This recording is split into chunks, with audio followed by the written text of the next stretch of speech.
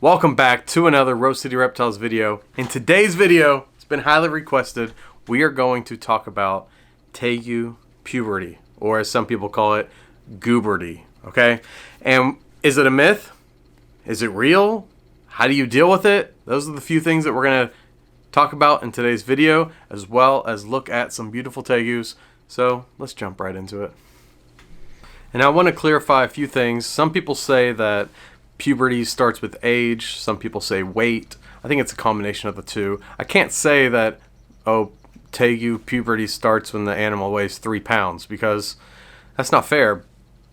Some blue Tegus only get to like 3, 4, or 5 pounds, while some black and whites are over 10 pounds. And so you can't really say it's weight. I think it's just more of like their growth when they're hitting those growth spurts. And there is a lot of science that backs this up, that backs up, a hormonal change in the animal. Just like with humans, there is a hormonal change that goes on with Tegus. Okay, before we get into cage aggression, food aggression, things like that, where your Tegu's setting up territories, let's first just jump into the overview of what Tegu puberty is, okay? And what I believe where it comes from, because I like to ask myself why. Like, whenever I see a behavior, I say, why does that occur? Why is it happening to that animal? And I try to not always associate it with human emotions, and I've come to a conclusion. I'm always learning, so don't take this as like set in stone. I'm constantly learning, and I'm just sharing my thoughts and my ideas with you guys, and I hope in the comments below you share yours with me, and we can all just learn from this. But what I believe, okay, so Tegus hatch out of the egg. They're little guys, they're like this big, 8 inches, whatever. They're tiny. They are literally a snack to anything out in the wild. Anything can eat them when they're that size.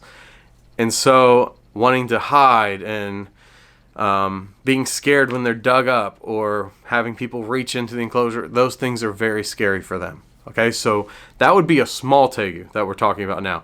Now let's talk about puberty, is what people are referring to when they're talking about a Tegu that's a little bit larger, a juvenile size. Okay, so 6 months old, somewhere around that. Now Tegus grow at different rates, but let's just say 6 months to a year, that's like the puberty, the teenager stage.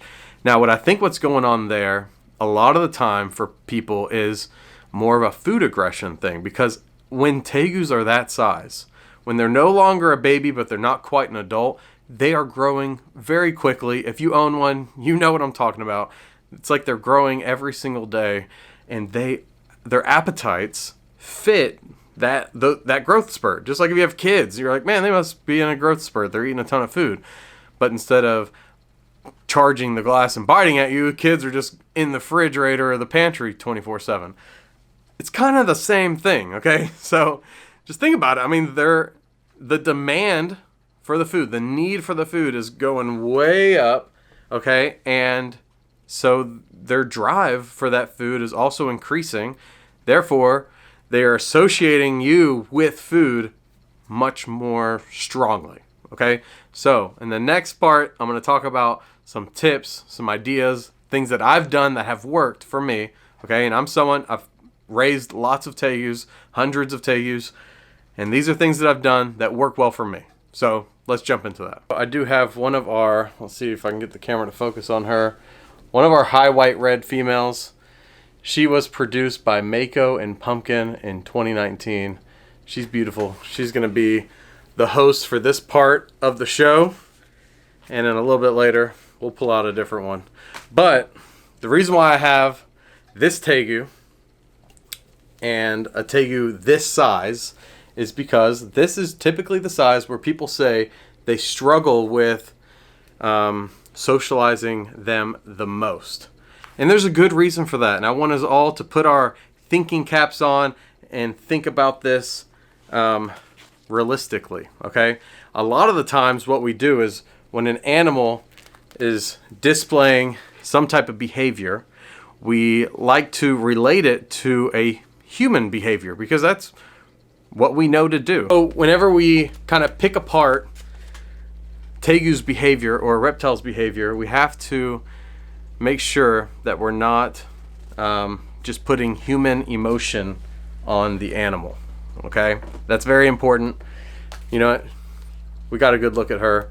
I'm gonna stick her back in the enclosure so I can focus on what I'm talking about. Okay, so now I believe the next thing we need to talk about and just jump right into this is cage aggression.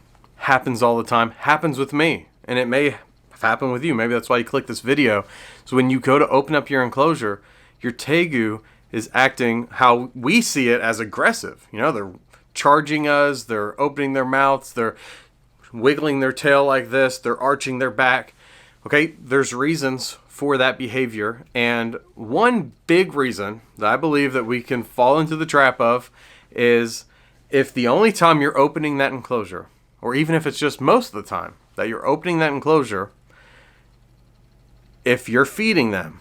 So like most of the time when you open the enclosure, you have food in your hand and you're feeding them, or you're putting it in there on a plate, or however you do it.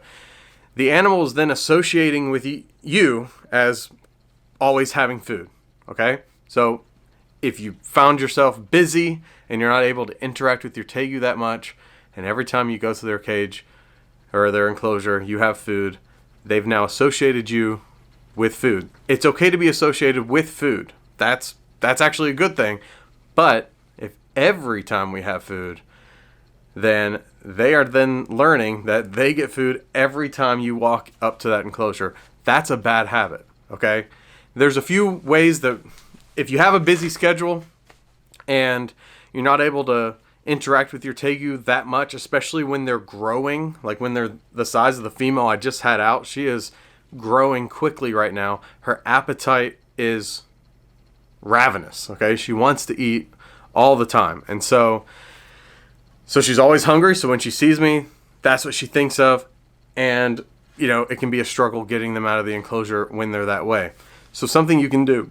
One, if you have more time, open the enclosure more often. Come to the enclosure, open it up, put your hands in there. Don't bring food every time. Don't have anything. Just open it up, do a quick pet, move on with your day. But if you're working, 8 hours a day and all you have is the morning and the evening, you don't have a whole lot of time, and one of those times you're bringing food, well, what you can do and what I suggest and what I've done that works well is, let's say you get up, either put the food in there early in the evening so they eat it the next morning, or put it in there early morning before they wake up. Okay? That way you're putting the food in there, they're still getting it, but they're not associating it with you directly. Okay? Because if they're associating with you every single time, that's when you can run into the cage aggression. Okay? Because that's a lot of what it is. I don't know if you guys agree, but you may have an aggressive Tegu, or how we classify it as aggressive Tegu. I don't actually think it's aggression, but as we classify it as an aggressive Tegu, a lot of times when you get them out of their enclosures, they're fine. Why is that? What's the reasoning for that? Part of that, I believe, is they've set that enclosure up as their territory. Okay, and that there can be a lot of different factors involved in that. A lot of people will say, hey, when you get a new Tegu, leave it alone. Leave it alone. Don't touch it for at least a week. Well, I disagree with that. I disagree strongly. There are some cases, some unique cases, where that may be the best thing to do. But with captive born and bred Tegus, they've been captively bred for many, many years now. If you get an animal from me, what I'm going to advise you to do is handle it from day one. Get your hands in that enclosure. Let that animal know that that space is yours and his. It's both of y'all's. Okay, that way it can help with the cage aggression of them setting up that territory and that being theirs. Okay, you want to be involved in that. You want to have your hands in there from day one, make it normal, and they will get adjusted to that much faster. Okay, so that female we had out earlier, he does not want to be held right now, but we're going to hold him. It fits the theme of the video. So what I'm doing here is probably not the best angle for you guys, but what I'm doing is I'm not restraining him, I'm not restricting his movement, but all right, now he's calming down. But you can see, beautiful boy. It's the brother to the female we had out earlier. He is from Mako and Ryder as well. We are breeding them again this season, so you can see kind of what to expect. Just beautiful reds with nice whites. That is what they are bred for. Reds with beautiful white highlights. But this guy, classic, he is the size for Tegu Puberty. He's going through it somewhat right now. As you can see, he didn't want to be held. He didn't want me to get him out of his enclosure. Just kind of reach in, grab him, and pull him out. And, you know, when he's running, I kind of let him run through my hands. He's death rolling. I'm letting him roll around, but I'm still keeping my hands on him. And when he calms down like this, he gets rewarded with some time outside of his enclosure, which they will learn to enjoy because they're natural, just curious animals. They want to know what's going on around them, but the enclosure is such a safe area for them that they've gotten to know. Coming out can be a little, can make them feel a bit insecure. But as you can see, hands off. He's just sitting here now, giving you guys a good look. I can make them tongue flick. Yeah, see? If you move your hands around or you pet them, they tongue flick. So that's the secret to getting tongue flick pictures. Is you see, watch. See? Works every time. So he needs a name.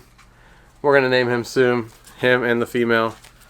But yeah, beautiful boy. I'm gonna put him back so we can get back to our topic at hand.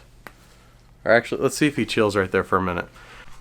Now I realize not everyone has the experience, or I don't know what the word for is, but they're not able just to get in the enclosures and grab the animal out when the animal is responding negatively, you know, like mouth open or jumping at them.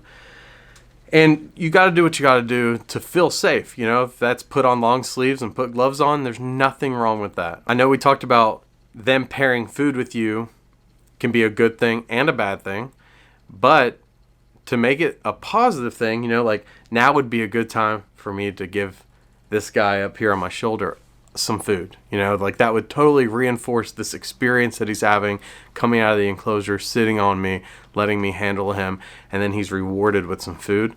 That would be a very good experience, and that's something I suggest to you guys is when you do pull them out, you handle them for a bit, reinforce them with some food. Show them that handling can happen and food can happen at the same time. You know, it's not one or the other. Both things can happen at the same time safely.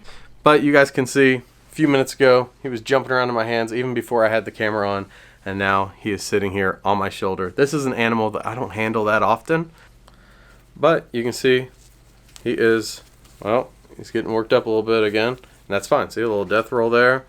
It's fine. Just handle them. Stay calm, relaxed, let them move around. I don't really, unless it's an adult that could cause some damage. You see him spinning around there a little bit. I'm just calmly handling him. You see my hands are both open, and he's now calming down. So that's how I handle my Tegus who are going through a little bit of puberty, and it works pretty well. Once they're adults, as they grow, they naturally gain in confidence. I mean, just like a human, just like anything. When you're small, you're insecure. As they gain in size, their personality changes, typically in a wonderful, beautiful way. That's my favorite characteristic in these animals is confidence. And I've got some animals outside that are extremely confident, and this guy will grow up to be very confident as well, but they can only do that if you work with them and if you provide them new experiences, new sounds, new smells, because anyone can have a confident lizard inside their enclosure. That's not impressive. A confident lizard outside with airplanes flying over and cars driving or a leaf blower or a mower, you know, those sounds, and them learning about those different things and how they're not a threat is amazing. And when you truly get just a confident animal that you can bring out anywhere and that they keep their calm disposition in many different settings, that's when you've truly socialized one of these incredible pet lizards. It truly is amazing when you finally get that confident animal. It's worth all the work that you put into it. So if anyone's watching this video and they're feeling like they have a Tegu that is just past hope, it's not. You can work with them, you can get there, It just takes the knowledge and the understanding of their behavior, and you just need to come in and be that calm hand and teach them about these experiences and how they're not something to be afraid of. So keep working with them and you'll get there. Thank you guys so much for watching another Rose City Reptiles video. I know this one was a little bit different. It's us sitting down and just discussing these different things. I was able to do this because I finally got a tripod. For you guys watching in a while, you're going to be excited about that. We finally got a tripod, and so we can now set the camera up in different spots and locations and just kind of discuss these different topics. A video that you guys have asked me to do. What I would ask you to do in a favor of return is like this video and drop some comments below for some, either discussing what we just talked about or discussing some other questions that you have that I can do some other videos on and bring some of this information to light and show you kind of what I do and what works for me. And I would love to hear from you guys as well. Alrighty. Thanks for watching. Bye.